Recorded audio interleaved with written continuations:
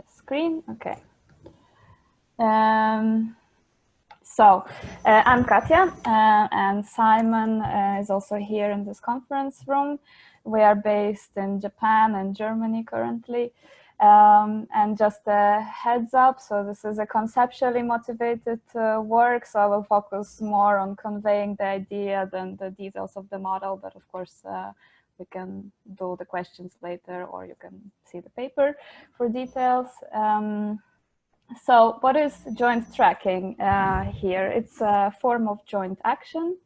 And what is joint action? Well, according to some definition, at least, it's a form of social interaction whereby two or more individuals coordinate their actions in space and time to bring about a change in the environment.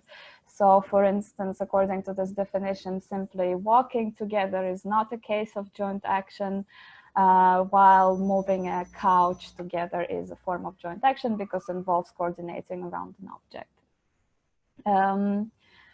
And in cognitive science, we can distinguish broadly two types of mechanisms that are supposed to underlie our capacity to act together.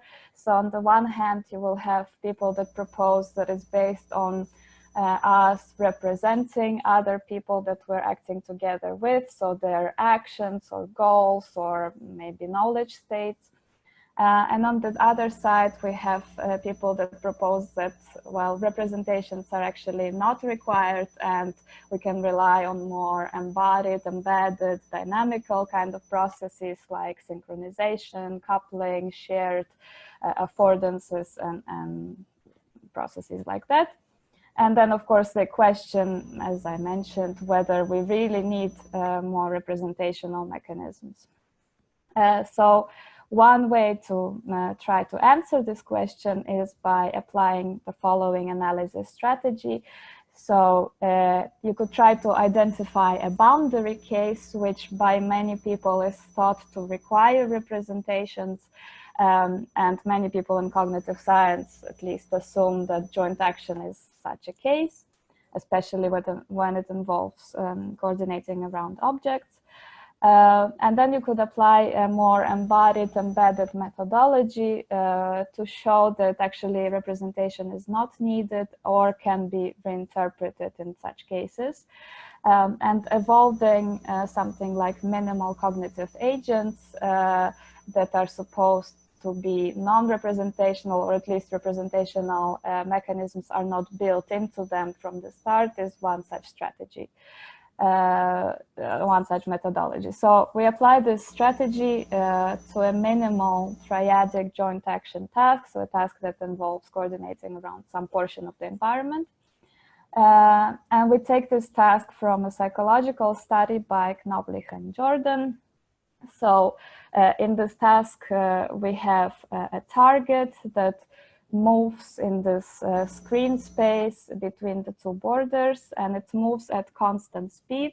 When it reaches the border, it just reverses the direction instantaneously, and it just keeps going for a number of turns.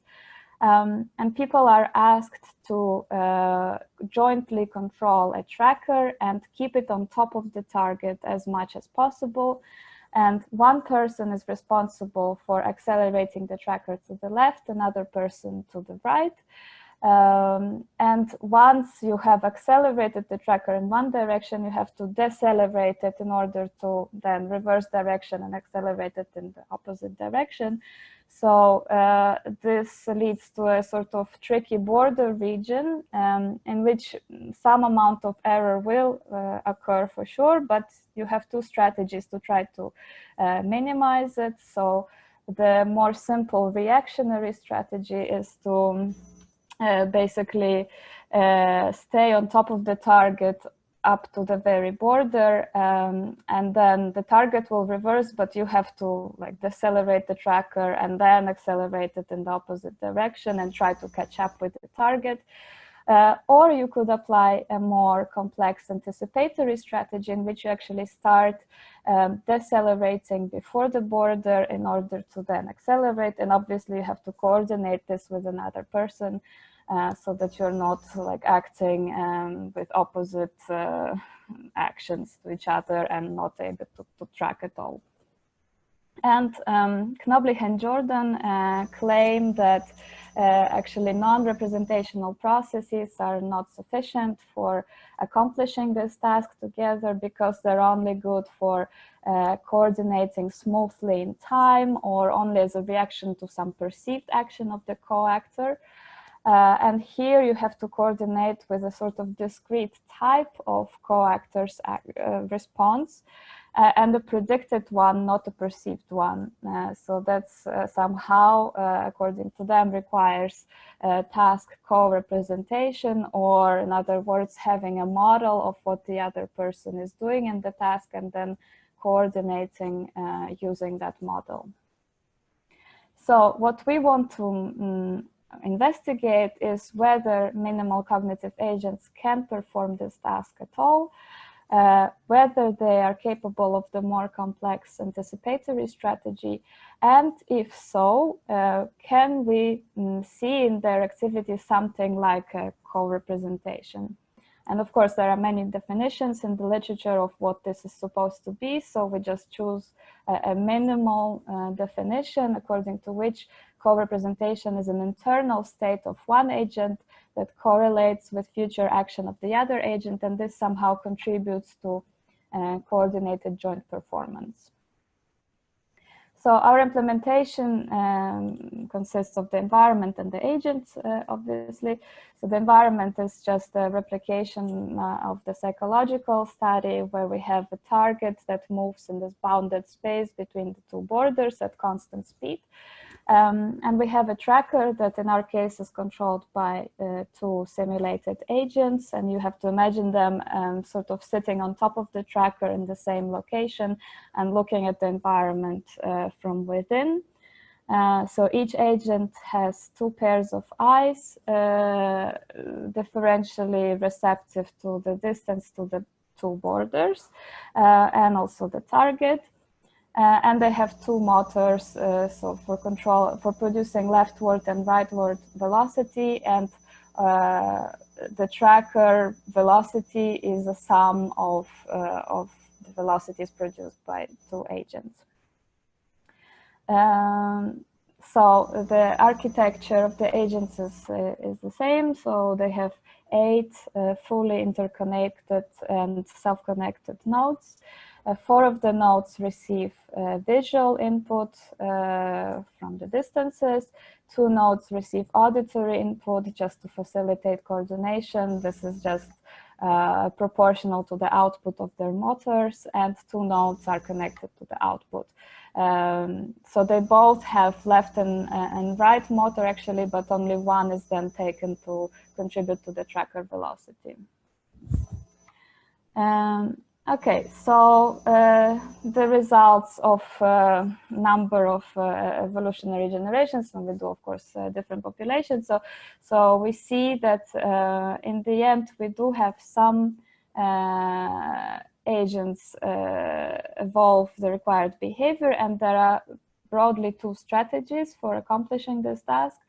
So one could be called an independent strategy. So you see the red line here is an output of one agent, is basically producing constant output, while the other agent is the purple line here is producing quick oscillations that altogether in the green line results in, well, a sum of the velocity that allows the tracker to oscillate around the position of the target and keep tracking it quite successfully.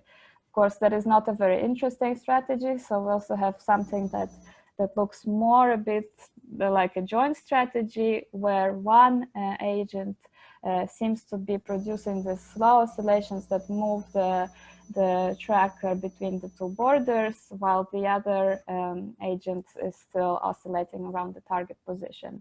And so they manage to stay on top of the target, and in some trials at least they display something that looks at least like anticipatory strategy, so decelerating before the border.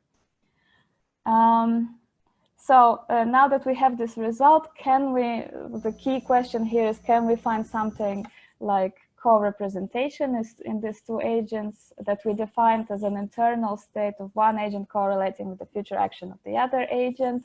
So in our model, this translates into a correlation between the neural output of the more internal nodes of one agent. So we exclude here the nodes that receive directly visual input. And so we ask whether this correlates with the time lagged, basically, so with the future output of the motor of the other agent. And of course, we do this symmetrically from left to right and vice versa. So this can be seen as a case of effective network inference, where we're trying to infer a model that explains the time series of the activity of the neural, of the nodes of one agent and the output of the other agent.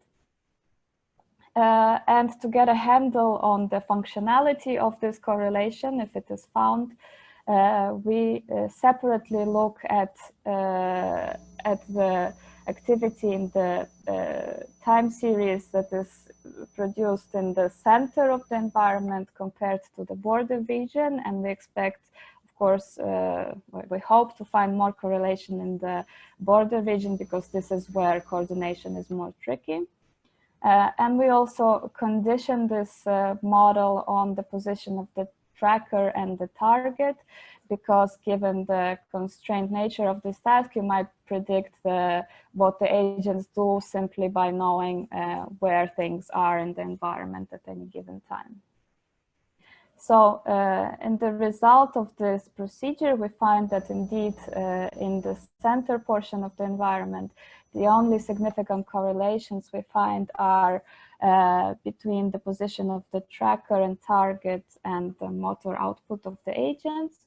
However, when you look at the pre-border network, there are extensive correlations between the activity of left agent and the output of the right agent, and also a correlation between the one node of the right agent and the output of the left agent. And the numbers here indicate the time lag at which correlation is significant.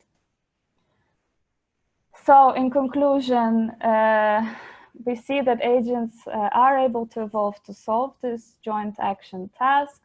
They behaviorally produce something, at least that looks like anticipatory strategy. Of course, this would have to be analyzed maybe in more detail to see if this strategy is consistently produced. And we find some evidence for some predictive statistical relationship between one agent's activity and another agent's action. At this point, you might ask, well, two questions. So is this task really a case of joint action? And is what we find really co-representation?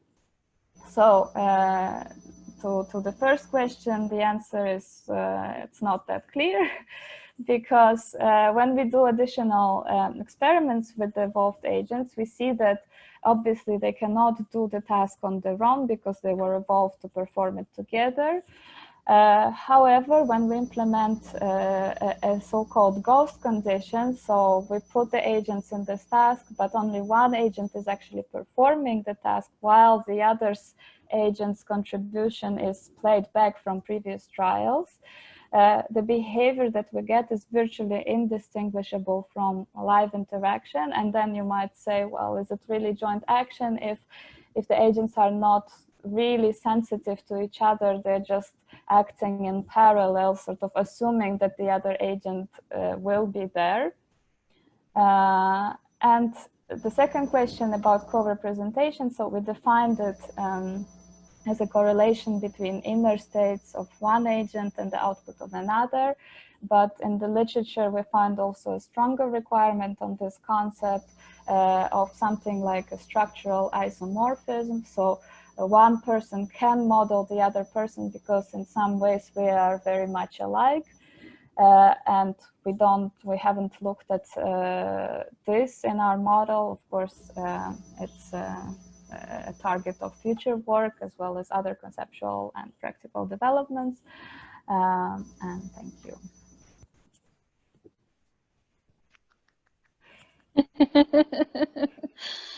Thank you so much. DeBromer, I think you have a question. You can. Hi. Hi. Thank you for that. Was a very nice talk. Thank you. I think there's this question that I keep asking when I meet people from the joint action communities. Okay. What will happen if you try to upscale your modeling and also thinking about co-representation when you have 3, 4, 8 agents? You know, here in this community, you see scenarios where you can have any number of agents doing, like up to uncountable almost. Yeah. Like, they all have to have, I don't know, thousands to the square number of co-representations. I guess so. I don't know. It's a very good question, actually. Yeah, and the strength of modeling, obviously, is that we can try this out. So I will try, and I will let you know how it goes. From the joint action community, I guess, yeah. Or they have to assume that you have n co-representations that you switch somehow between as you go along, or maybe you build some kind of group, more abstract representation. I don't really know, but this would be, I guess, the options. Great. Next up, we have Doug has a question, I think. Doug, are you there? Yeah, I'm here. Just a quick one. How are you measuring the correlation between the agent internal states and the other output? Are you just looking at similar patterns or using some sort of information theoretic analysis? Yeah, it's based on transfer entropy. Okay. Yeah. Okay.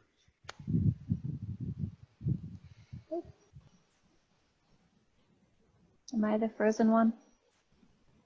Oh.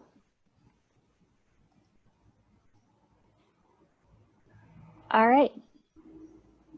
Thanks so much. Thank you. Let's give you another round of applause. Awesome.